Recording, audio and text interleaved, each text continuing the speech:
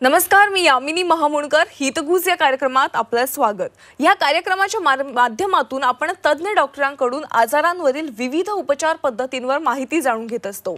आज आपण मानसिक आरोग्य काळाची गरज या विषयावर चर्चा करणार आहोत. प्रेक्षकांनो, खरं तर अनेकांना मानसिक आरोग्य ही संकल्पनाच माहित नाहीये आणि यामध्ये रुग्णांना येणारे बरेचसे मानसिक लक्षणे पाहून अनेकांना असं वाटतं की हे रुग्ण नाटक करतायत. पण हा आजार इतर आजारांच्या तुलनेत अधिक गंभीर आहे आणि यावर वेळीच उपचार करणं देखील तितकंच महत्त्वाचं आहे. आजवर या आजाराकडे दुर्लक्ष करण्यात आलेलं आहे आणि हा जितका गंभीर आजार आहे तितक्याच गांभीर्याने याकडे पाहिलं गेलं नाहीये आणि दिवसेंदिवस मानसिक आजारांची प्रकरणं ही वाढत असून त्यावर चर्चा होणं अत्यंत गरजेचं आहे. त्यामुळे आज आपण मानसिक आरोग्य काळाची गरज या विषयावर डॉक्टर अमोल पाथरीकर यांच्या सोबत चर्चा करणार आहोत. मी डॉक्टरांचे या कार्यक्रमात स्वागत करते. डॉक्टर, आपलं मनापासून स्वागत. नमस्कार, थँक्यू. यामिनी. डॉक्टर अमोल यांचं MBBSचं शिक्षण छत्रपती संभाजीनगर येथील MGM मेडिकल कॉलेज येथून झालेलं आहे. तर पोस्ट ग्रॅज्युएशनचं शिक्षण हे सगळ्यात मोठ्या प्रायव्हेट मेंटल हॉस्पिटल मसिना मुंबई येथून पूर्ण केलेलं आहे. डॉक्टर अमोल हे मानसोपचार आणि व्यसनमुक्ती तज्ज्ञ म्हणून उत्कर्ष हॉस्पिटल आणि दिशा न्यूरो सायकॅस्ट्रिक हॉस्पिटल छत्रपती संभाजीनगर येथे ते कार्यरत आहेत. तसंच ते निनाद फाउंडेशनचे डायरेक्टर सुद्धा आहेत. निनाद फाउंडेशन ही संस्था शेतकऱ्यांना आत्महत्येपासून, व्यसनांपासून तसंच त्यांचं मानसिक आरोग्य संतुलित राहावं यासाठी कार्य करतं. अल्पवयीन मुलांना व्यसनांपासून दूर ठेवण्यासाठी तसंच त्यांचं मानसिक आरोग्य कसं नीट ठेवता येईल याच्यासाठी निनाद फाउंडेशन आणि डॉक्टर अमोल हे नेहमीच पुढाकार घेऊन गेली अनेक वर्ष कार्य करतात. अनेक कॅम्प आणि शिबिरांच्या माध्यमातून गावोगावी जाऊन याबद्दल लोकांमध्ये त्यांनी जनजागृती केलेली आहे. डॉक्टर अमोल हे गेली 14 वर्ष या क्षेत्रामध्ये कार्यरत असून आतापर्यंत त्यांनी जवळपास 50,000पेक्षा जास्त रुग्णांना मानसिक त्रासातून मुक्त केलंय. तसंच वेगवेगळ्या व्यसनांच्या आहारी गेलेल्या जवळपास 70,000हून जास्त रुग्णांना त्यांनी व्यसनांपासून मुक्त केलेलं आहे. समाजाच्या कल्याणासाठी आणि व्यसनांबद्दल जनजागृती करण्यासाठी आतापर्यंत डॉक्टर अमोल यांनी हजारो सेमिनार, व्याख्याने, कॅम्प आणि वेबिनारच्या माध्यमातून मानसिक आजार आणि व्यसनांपासून मुक्ती यावर मार्गदर्शन करून जनजागृती केलेली आहे. चला तर मग मानसिक आरोग्य कसं नीट ठेवावं यावर डॉक्टर अमोल यांच्याकडून आपण आणखीन माहिती जाणून घेऊयात. डॉक्टर, अत्यंत गंभीर विषय आहे मानसिक आरोग्य, पण अनेकांना याबद्दल माहिती नाहीये. नेमकं मानसिक आरोग्य काय आहे, तुम्ही याविषयी काय मार्गदर्शन कराल? बरं यामिनी, मानसिक आरोग्य म्हणजे काय? तर मानसिक आरोग्य म्हणजे आपली मानसिक, आपलं भावनिक आणि आपली सामाजिक बांधिलकी. म्हणजेच जर आपण मनाने जर स्ट्रॉंग असेल किंवा आपण त्याला कठोर असेल तर मग आपण चांगले निर्णय घेऊ शकतो. ताणतणावाचं व्यवस्थापन आपण चांगलं करू शकतो. परस्परांशी आपण संबंध चांगले समाजामध्ये त्यांच्यासोबत आपण जोडू शकतो. ताणतणाव व्यवस्थापन आपल्याला चांगलं जमतं. तर जेव्हा ह्या गोष्टी आपण म्हणतो की बाबा ह्या सर्व गोष्टी आपण करू शकतो तर त्याला आपण म्हणतो की तो मानसिकदृष्ट्या सुदृढ आहे. बरोबर. आता मानसिक आरोग्य का बरं गरजेचं आहे? एक आता तुम्हाला मी काही सर्वे सांगतो की WHO आता एक सर्वे केला होता 2017ला. त्यानुसार भारत हा डिप्रेशनची कॅपिटल आहे असं निदर्शनास आलं आहे. म्हणजे पूर्ण जगामध्ये सर्वात जास्त डिप्रेशनचे पेशंट आहेत हे आहेत भारतामध्ये. म्हणून भारताला म्हणलं जातं की most depressed country of the world. लक्षात आलं? हे इतकं गांभीर्य असताना हे मानसिक आरोग्याबद्दल जे कुठल्याही प्रकारची चर्चा ही आतापर्यंत समजा दुर्लक्षित झाली असावी. त्यामुळे आपल्याला मानसिक आरोग्य किती गरजेचं आहे ते मी तुम्हाला सांगतो. दुसरं की मानसिक आरोग्याचं कसं असतं की तुम्हाला माहिती की मानसिक आरोग्य व्यवस्थित असेल तर तुम्ही आनंदी राहू शकता. तुमचं अंतर्मन तुम्हाला चांगल्या गोष्टी करायला प्रवृत्त करतं. तुम्ही आत्मविश्वास तुमचा चांगला असतो. तुम्ही समाजामध्ये येणाऱ्या चांगल्याच तुम्ही निवड चांगल्या करू शकतात. याच्यासोबत ह्याच मानसिक आजारांचं जर मानसिकदृष्ट्या तुम्ही स्वस्थ असेल तर तुम्ही शारीरिकदृष्ट्या सुद्धा स्वस्थ असतात. कारण जर आहे ना मानसिक आजार बरेचसे असे आजार आहेत जे फिजिकल इलनेस आहेत, जसं डायबिटीज आहे, ब्लड प्रेशर आहे, हार्ट प्रॉब्लेम आहे. हे जे सर्व मानसिक आजार आहेत ना, हे जे शारीरिक आजार आहेत हे सर्व तुमच्या मानसिक अस्वस्थतेनुसार त्याच्यावर हे अवलंबून असतात. त्यामुळं मानसिक आरोग्य किती गरजेचं आहे हे आपल्याला कळून चुकते. डॉक्टर, मानसिक आरोग्य नेमकं बिघडण्याची कारणं काय आहेत आणि कसं ओळखायचं की ह्या व्यक्तीचं मानसिक आरोग्य बिघडलेलं आहे? त्याची लक्षणं कोणकोणती दिसून येतात? बरोबर आहे. मानसिक आरोग्याची आता लक्षणे काय आहेत की सगळ्यात महत्त्वाचं काय की त्याच्यामध्ये काय होतं की आपण बऱ्याचशा वेळा म्हणतो की आपण खूप कॉमनली शब्द वापरतो की मला डिप्रेशन आलं आहे, मला नैराश्य आलं आहे. आपण छोट्या छोट्या गोष्टीला सुद्धा म्हणतो, पण तसं नाही आहे की डिप्रेशन किंवा आपण बेचैनी हे सर्व जे लक्षणं असतात हे आपण त्याला म्हणतो जेव्हा सतत हे लक्षणं ॲटलिस्ट 15 दिवस जेव्हा राहिले तेव्हा आपण म्हणतो की हो, हे तुझं बाबा की आता तू मानसिक लक्षणांनी ग्रस्त आहे. आता या मानसिक लक्षणांमध्ये सर्वात महत्त्वाचं जर आपण जर नैराश्य किंवा डिप्रेशनबद्दल जर बोलायचं झालं तर त्याच्यामध्ये व्यक्ती सतत उदास राहतात, त्यांना करमत नाही, मन लागत नाही, त्यांच्या चिडचिडपणा वाढतो, त्यांना छोट्या छोट्या गोष्टीचा तणाव येतो, दडपण येतं, त्याच्यात त्यांना झोपेचा त्रास होतो. काही पेशंट जास्त झोपू लागतात तर काही पेशंटची झोप उडून जाते. त्याच्यामध्ये तुमचं कॉन्सन्ट्रेशन, अटेन्शन या गोष्टीमध्ये सुद्धा बदल येतो, त्याच्यावर तुमचा इफेक्ट येतो. आणि जर हे लक्षणं वाढत गेले नैराश्याचे तर तुम्हाला माहिती की त्याच्यामध्ये जीवन नकोसे होतं, त्याच्यामध्ये आत्महत्येचे विचार येऊ लागतात आणि काही व्यक्ती त्या भावनेच्या भरामध्ये आत्महत्या करतात किंवा त्याचा प्रयत्न करतात. हे आहेत काही मानसिक लक्षणे डिप्रेशनचे. अजून एक काही लक्षणं आहेत जसे काही मानसिक आजार ज्याच्यामध्ये संशय येणं आणि भास होणं. आपल्याला बऱ्याच वेळा वाटतं की नाही हा त्याचा स्वभावच आहे. नाही, पण हा एक मानसिक आजाराचं लक्षण आहे ज्याच्यामध्ये संशय येणं. जसं संशय काय की बाबा कोणीतरी लोक माझ्याबद्दल बोलत आहेत किंवा कोणीतरी लोक माझ्याबद्दल काहीतरी चर्चा करतात, माझ्या विरोधात कोणीतरी कारस्थान करतायत.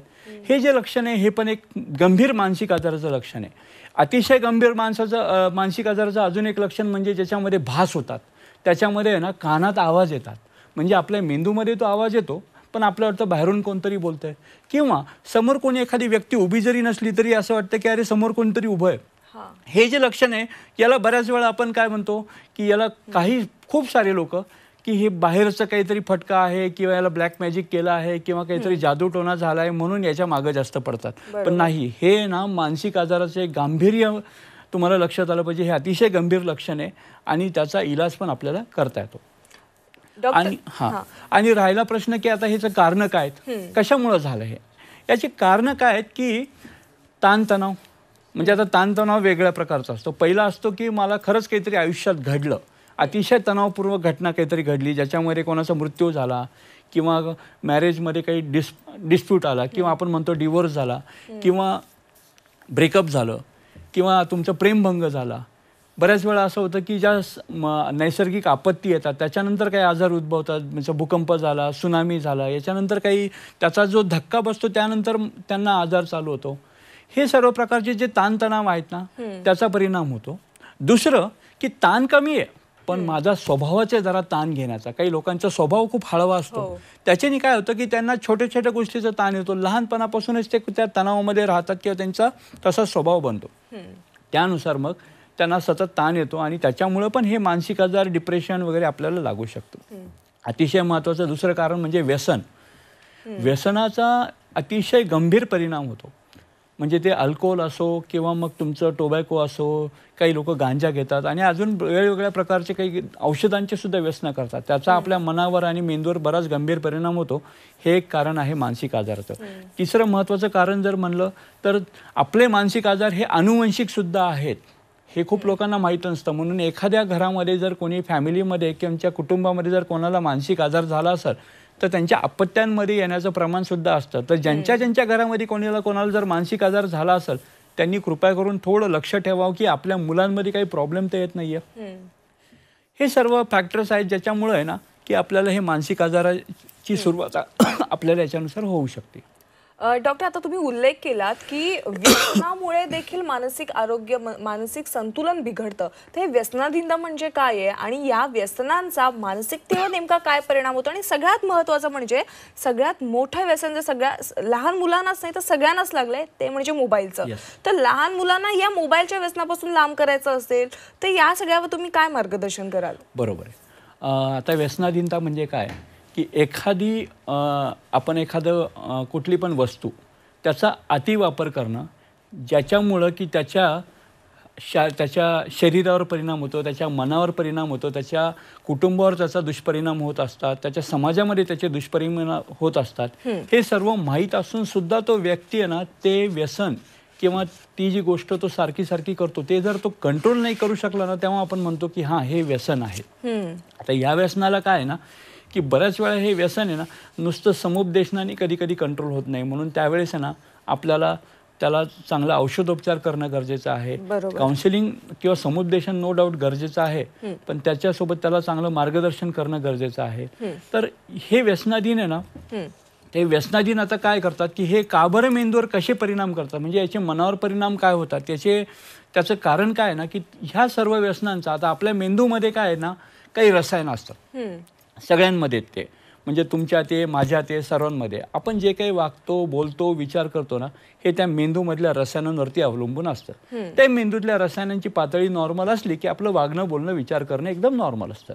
व्यसन काय करतं, त्या मेंदूतल्या रसायनांमध्ये ना बदल घडून आणतो, ज्याच्यामुळं आपल्या वागण्यात बोलण्यात विचार करण्यामध्ये आपल्याला बदल घडतात आणि त्यानुसार आपल्याला तसे मानसिक लक्षणं जाणवतात. आणि व्यसन हे तुमच्या मेंदूतल्या रासायनिक पातळीमध्ये खूप जास्त बदल घडून आणल्यामुळं त्याच्यामुळं मानसिक आजार टाळणं हे शक्य नाही आहे, ते अटळ आहे. हे एक कारण.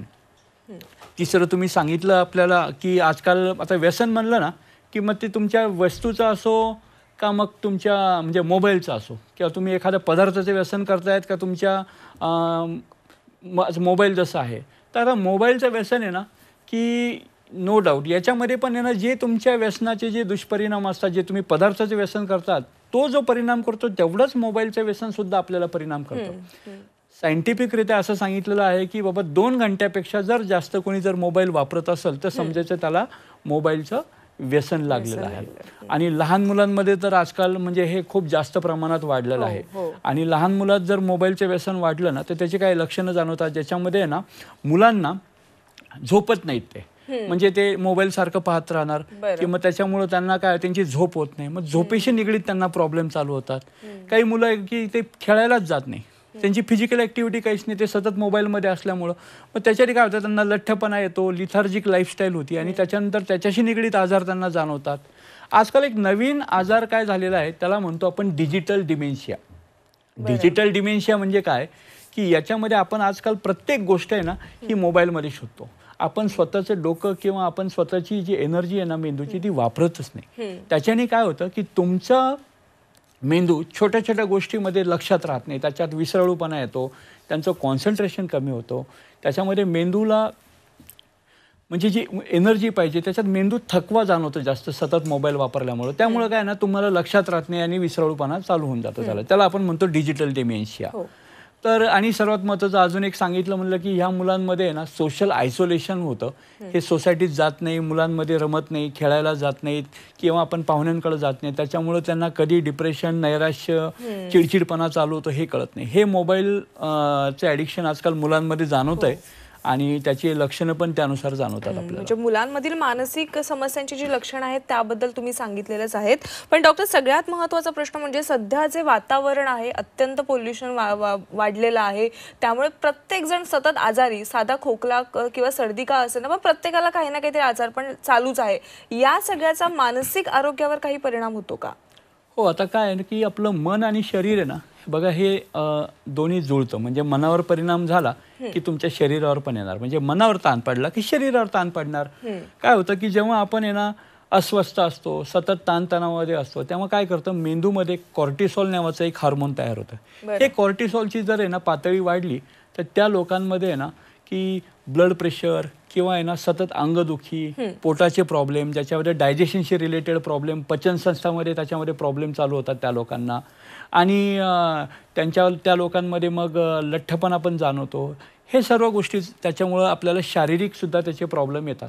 अजून जर सांगायचं म्हणलं तर याच कॉर्टिसॉल हार्मोनमुळं परत बऱ्याच वेळा हृदयरोग पण आपल्याला चालू होतात, डायबिटीज वगैरे त्याला चालू होण्याची शक्यता असते. आणि आपण त्याला सोमॅटिक कंप्लेंट नावाचा एक कॉन्सेप्ट आहे. सोमॅटिक कंप्लेंट म्हणजे काय की लक्षणं सगळे शारीरिक आहेत पण कारण त्याचं मानसिक आहे. म्हणजे ताणतणाव वाढला ना तर त्याच्या शरीरावर ताण पडतो ना, त्या लोकांमध्ये बघा सतत डोकेदुखी, सतत पाठदुखी, कंबरदुखी, सतत अंग दुखणं, सतत पोट दुखणं, हे जे लक्षण असतं ना काही ना काहीतरी दुखतच राहतं. त्याच्या मागचं कारण काय ना तर कुठेतरी ते मानसिक कारण असतं, त्यांची मानसिक अस्वस्थता आणि ताणतणाव हे कारण असू शकतं. डॉक्टर, आपण मगाशी म्हणालात, माझ्याकडनं मी तुम्हाला म्हणालेलं होतं की मानसिक आरोग्य बिघडलेलं आहे, तर लोकांना वाटतं की हा रुग्ण नाटक करतोय. त्यामुळे अनेकदा काय होतं की घरातले असतात ते बाबा बुवाकडे घेऊन जातात आणि मग उपचार पद्धती वगैरे करतात. पण हे कितपत योग्य आहे? आणि मानसिक आरोग्य आणि त्यावरील उपचार पद्धती याविषयी अनेक गैरसमज निर्माण झालेले आहेत, याविषयी आपण काय सांगाल? हो, खूप छान क्वेश्चन आहे हा. याच्यामध्ये काय आहे ना, खूप लोकांना खूप सारे गैरसमज आहे की त्याच्यात काय वाटतं की लोकांना, आता सर्व लोकांना असं वाटतं की नाही की मानसिक आजार एकदा लागला म्हणजे तो आयुष्यभर आहे किंवा त्याला आयुष्यभर गोळ्या खावं लागतात. तसं नाही आहे. जर तुम्ही वेळीच जर त्याचं निदान केलं आणि जर त्याचा इलाज जर चालू केला तर तुमचा मानसिक आजार कमी होऊ शकतो, तुमच्या गोळ्या पण बंद होऊ शकतात. आणि आजकाल आहे ना, त्याच्यात इतक्या चांगले इनोव्हेशन्स आले, ट्रीटमेंट एवढी छान आहेत, मेडिसिन्स आजकाल एवढे चांगले आहेत की त्याचे साईड इफेक्ट पण मिनिमम आहेत. आणि पेशंटला असं पहिले जसे असायचे की पेशंट सारखं झोपून राहायचे किंवा काही करायचे नाही, तसं नाही आहे. आमचे खूप सारे पेशंट्स आहेत जे ॲक्च्युली आज कोणी IAS आहे, कोणी IPS आहे, खूप मोठे डॉक्टर आहेत, त्यांना हा आजार आहे, पण आहे ना ते एखादी गोळी खाऊन किंवा बऱ्याच लोकांच्या गोळ्या पण बंद झाल्यात आणि ते अतिशय व्यवस्थित आहेत. दुसरा गैरसमज काय की जसा तुम्ही आता म्हणले की आपण खूप जसं म्हणतो ना की लोकांना वाटतं भूतबाधा झाली किंवा त्याच्या मागं त्याला वाटतं की कोणीतरी भूत लागलं की त्याला त्याचं कारण काय ना की हे मानसिक आजारामध्ये अजून एक लक्षण आहे त्याच्यात असतात भास होणं. म्हणजे मी तुम्हाला पहिले पण उल्लेख केला की कानात आवाज येतात, त्याच्यात कोणी नाही जरी बोलत असं वाटतं समोर कोणतरी उभा आहे असल्यासारखं वाटतं किंवा असं वाटतं कोणीतरी माझ्यावर नजर ठेवणे, माझ्या मागं भूत लागलेलं आहे. त्याच्या मागचं कारण काय ना, तेव्हा पण आहे ना मेंदूमध्ये आहे ना एक डोपामिन नावाचं हार्मोन असतं, त्याची पातळी जेव्हा वाढती ना तेव्हा ॲटोमॅटिक मेंदूमध्येच ते आवाज तयार होतात आणि तेच आपल्याला ऐकू येतं आणि आपल्याला तो बाहेरून कोणतरी बोलतंय. मग साहजिक आहे, समोर कोणी दिसलं नाही आणि मला कानात बोलतंय तर मला वाटणार ना भूत आहे म्हणून. किंवा मला समोर कोणालाच कोणती व्यक्ती दिसत नाही पण मला जर कोणीतरी दिसल्यासारखं वाटतं कारण मला दिसण्याचा भास होतो, तर त्यालाही वाटणार की अरे मला भूतबाधा झालेली आहे. तर हे सर्व मानसिक लक्षण आहेत. हे लोकांचा गैरसमज आहे की त्याला कोणीतरी ब्लॅक मॅजिक केलंय किंवा कोणी जादूटोणा केलेला आहे. हे सर्व त्याचे गैरसमज आहेत आपल्याला. जसं तुम्ही म्हणालात की अनेकांना असं वाटतं की ज्यांना मानसिक आजाराने जे त्रस्त आहेत त्यांना आयुष्यभरासाठी ती औषधं सुरू राहतात, हा गैरसमज आहे त्यांच्यामधला. पण नेमकं मग याच्यावर उपचार पद्धती कोणकोणत्या आहेत? आता आपण समजा आता मानसिक आजार झालाच, तुम्हाला कळलं आणि त्याला समजा झालाच आपल्याला, तर त्याच्याने ना त्याच्या अवस्थेनुसार त्याचे इलाज आहेत. त्याच्यामध्ये काय आहे की पहिला इलाज असतो की समुपदेशन. जे अतिशय सौम्य प्रकारचे जे आजार असतात ना त्याला केवळ समुपदेशन किंवा मार्गदर्शननुसार त्याला आपल्याला करतो, ज्याला आपण बऱ्याच वेळा स्ट्रेस मॅनेजमेंट किंवा ताणतणाव व्यवस्थापन, त्याच्या काही टेक्निक किंवा स्किल जर शिकल्या तर ते आपल्याला ते मॅनेज करता येतात. त्याच्या वेगळ्या थेरपीज असतात, त्या आपण इम्प्लिमेंट जर केलं तर त्याच्याने आपल्याला बराचसा फरक जाणवतो. जे मध्यम प्रकारचे आजार असतात ना त्याच्यामध्ये मात्र समुपदेशन आणि मात्र मेडिसिन याचा पण आपल्याला त्याचा उपयोग घ्यावा लागतो. आणि मी तसं सांगितलं की आजकाल मेडिसिनमध्ये खूप चांगले मेडिसिन्स आहेत, कमी साईड इफेक्ट आहेत आणि त्याचा रिझल्ट खूप छान आहे. तर त्याच्यामध्ये पेशंटला इम्प्रूव्हमेंट होण्यासाठी खूप जास्त मदत होती. तिसरं की जेव्हा पेशंट हा अतिशय गंभीर प्रमाणाचा आजार आहे त्यावेळेस मग मात्र आपल्याला समुपदेशन, गोळ्या औषधं आणि एक उपचार पद्धती ECT, इलेक्ट्रोकन्व्हल्सिव्ह थेरपी, म्हणजे एकेकाळी त्याला पहिले शॉक ट्रीटमेंट म्हणायचे पण आता ती खूप पहिल्यापेक्षा खूप ॲडव्हान्स झाली आहे. त्याचे साईड इफेक्ट कमी आणि रिझल्ट खूप जास्त आहे. त्याच्याबद्दल पण खूप लोकांना संभ्रमता आहे की नाही शॉक ट्रीटमेंट म्हणजे काय करंट वगैरे देतात की काय.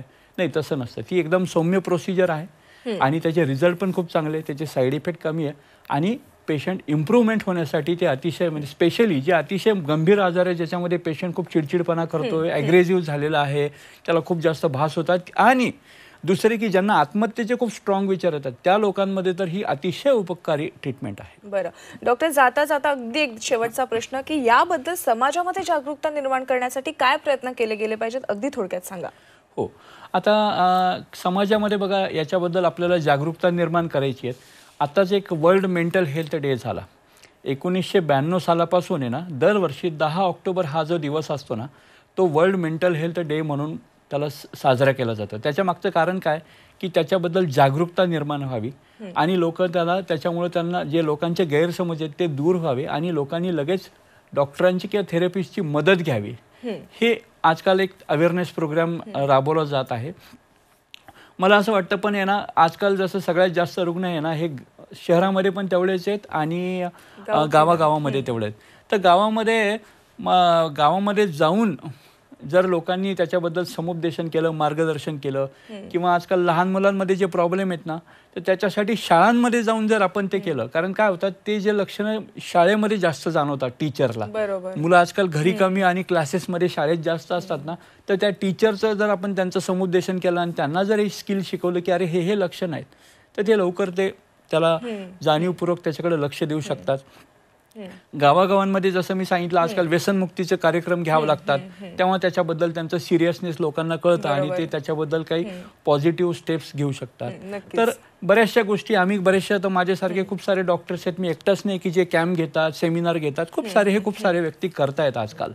पण याला लोकांनी म्हणजे त्याला प्रतिसाद दिला पाहिजे, तर त्यांना त्याच्याबद्दल म्हणजे त्याचं गांभीर्य लक्षात येईल. नक्कीच डॉक्टर, म्हणजे एकंदरीत का मानसिक आरोग्यावर जनजागृती करणे हे सगळ्यात महत्त्वाचं आहे आणि तुमच्या मार्फत आणि निनाद फाउंडेशनच्या मार्फत हे वारंवार होत आले आणि पुढे देखील होत राहणार आहे. डॉक्टर, आपण आज हितगुज या कार्यक्रमात आलात आणि आमच्या झी24 तासच्या प्रेक्षकांसाठी इतक्या गंभीर विषयावर, मानसिक आरोग्यावर योग्य मार्गदर्शन केलं, त्याबद्दल आपले आभार. धन्यवाद. Thank you so much. प्रेक्षकांनो, हितगुज या कार्यक्रमात वेळ झाल्यास इथेच थांबण्याची. तुम्ही कुठेही जाऊ नका, पाहत रहा झी24 तास.